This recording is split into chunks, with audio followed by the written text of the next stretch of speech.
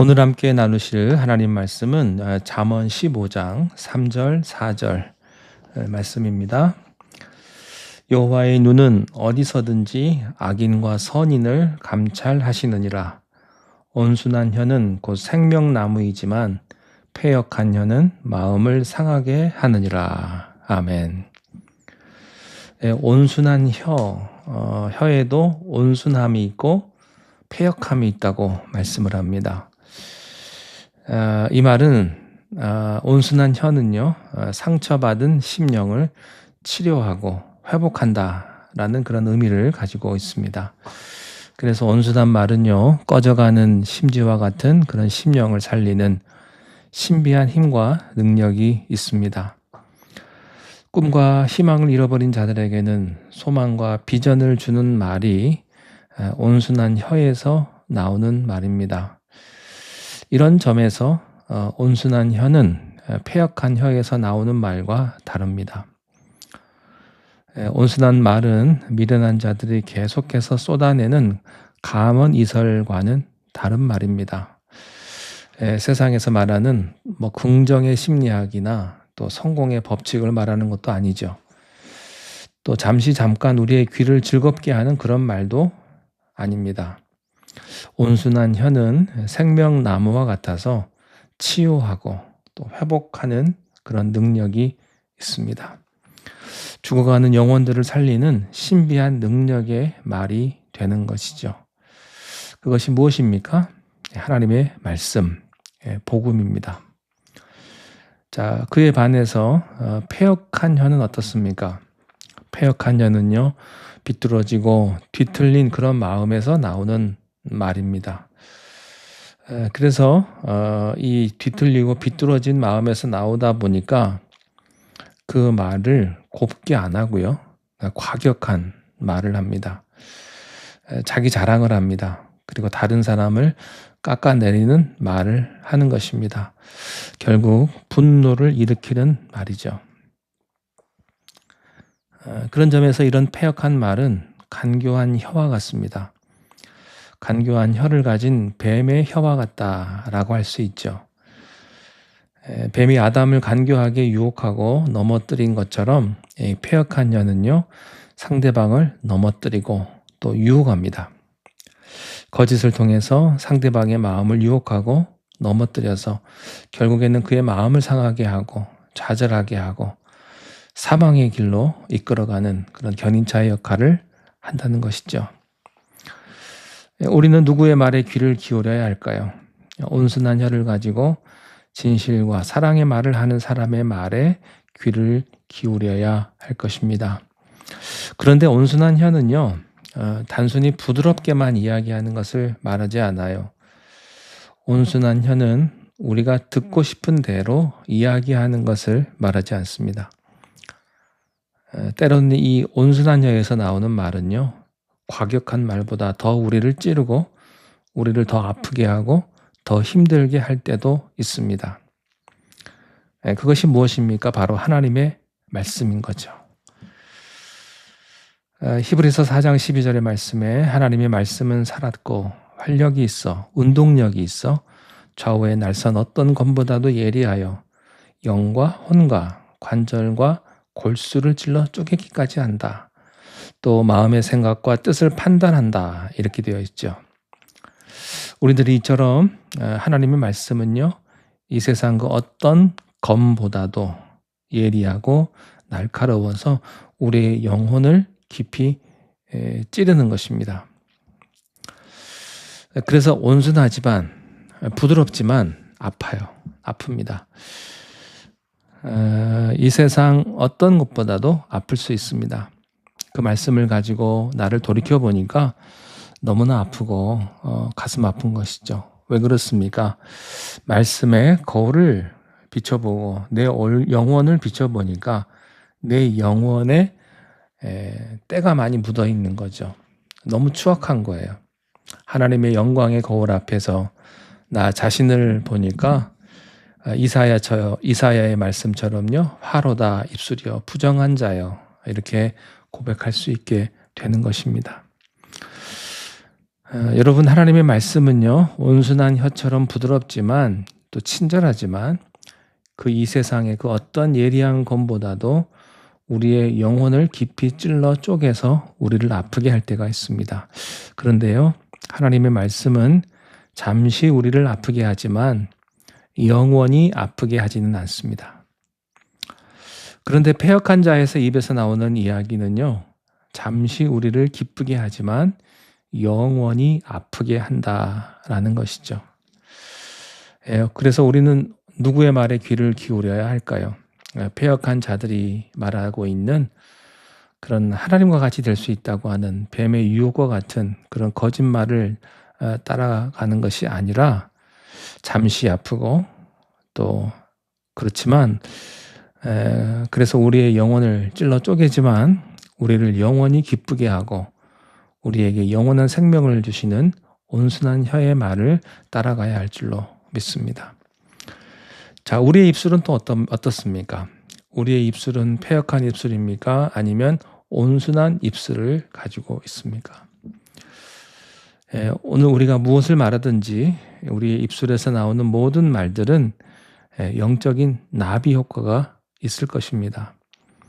오늘 우리가 뿌리는 모든 말의 씨앗들은 반드시 열매를 맺어서 그에 합당한 열매를 맺게 될 것입니다. 왜냐하면 하나님께서는 우리 입술에 권세를 주셨기 때문입니다. 하나님은 우리 하나님의 자녀된 우리에게 말의 권세를 주셨기 때문이죠. 민수기 14장 28절에 그들에게 이르기를 여호와의 말씀에 내 삶을 두고 맹세하노라. 너희 말이 내 귀에 들린 대로 내가 너희에게 행하리니. 하나님의 말씀은요, 우리는 우리가 말하는 모든 것을 하나님은 듣고 계시다고 하는 거죠. 우리의 마음의 중심과 우리의 입술의 말과 우리의 생각, 우리의 모든 삶을 다 알고 계십니다. 그리고 그 말씀대로 응답해 주신다고 말씀하고 있는 거죠. 왜냐하면 오늘 잠언 15장 3절에 여호와의 눈은 어디서든지 악인과 선인을 감찰하신다. 우리 하나님은요, 감찰하시는 하나님이십니다. 이 말은 우리를 지켜보고 계신다, 그런 뜻이에요. 우리를 아주 주목해서 보신다는 거죠. 전지하신 하나님께서 우리의 마음도 보시고 우리의 삶도 보시고 우리의 입술에서 나오는 모든 말들을 다 듣고 계신다는 뜻입니다. 왜냐하면 우리가 믿는 하나님은 무소부재하신 하나님, 어느 곳에나 계신 온 우주의 하나님, 온 땅의 주인이시기 때문입니다. 그래서 다윗이 이렇게 고백을 했어요. 시편 139편 7절에서부터 10절까지 말씀해 보면 내가 주의 영을 떠나 어디로 가며 주의 앞에서 어디로 피하리이까? 내가 하늘에 올라갈지라도 거기 계시며 수월에 내 자리를 펼지라도 거기 계시나이다. 내가 새벽 날개를 치며 바다 끝에 가서 거주할지라도 거기서도 주의 손이 나를 인도하시며 주의 오른손이 나를 붙드시리라. 아멘. 하나님은요, 하늘에도 계시고 바다 끝에도 계시는 하나님이십니다.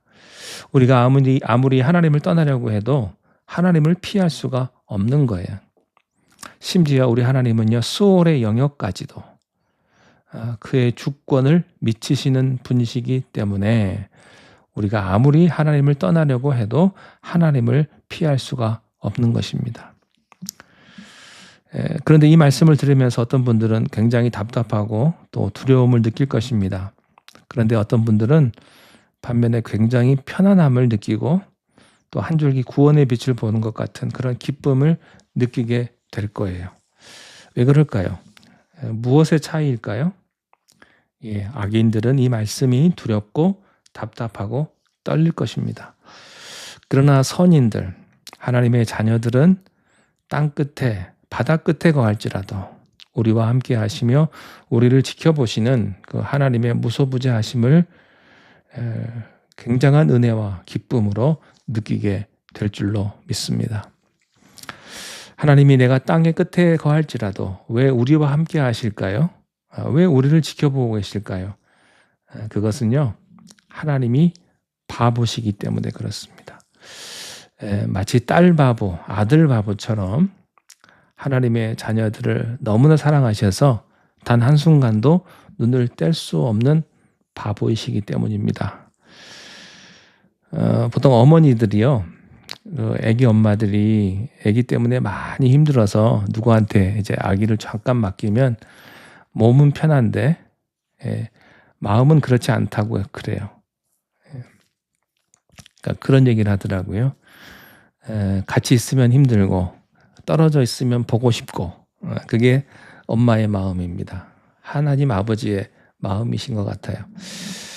자, 하나님께서 왜 우리를 감찰하시나, 그 이유가 무엇인가?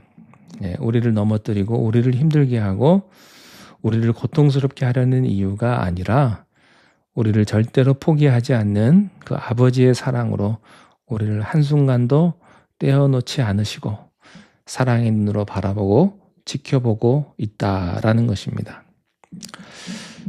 부모는요, 자녀에게 눈을 떼지 않습니다. 특별히 사람이 많은 위험한 곳에서는 단 한순간도 눈을 떼지 않습니다. 하나님이 바로 우리를 이렇게 감찰하십니다.